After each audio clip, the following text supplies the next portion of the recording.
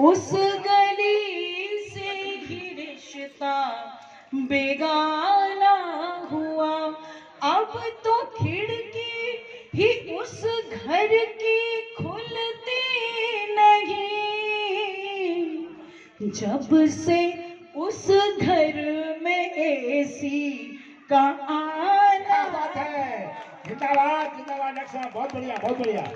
जब से उस घर में एसी का आना हुआ। बहुत बहुत धन्यवाद।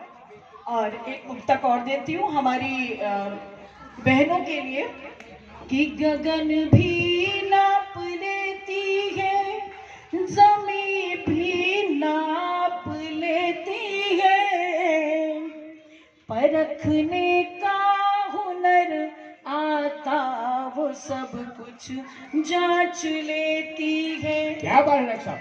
परखने का हुनर आता वो सब कुछ जांच लेती है। चहकती थी जो गौरिया वो हो जाती बहुत गुमसुम, जब आंगन में उदासी की नमी को भाप लेती है। जब आंगन में उदासी की नमी को भाप लेती है। और एक घनाक्षरी में चूंकि होली मिलन समारोह है तो यहाँ से अभी हास्य का नहीं पढ़ा गया, तो मैं एक रखना चाहती हूँ, देखिएगा कि एक बार एक कवि दूसरे को देखकर, एक बार एक कवि दूसरे को देखकर लाइव सुनाने हेतु प्लान करने लगे। एक बार एक कवि दूसरे को देखकर लाइव सुनाने हेतु प्लान करने लगे।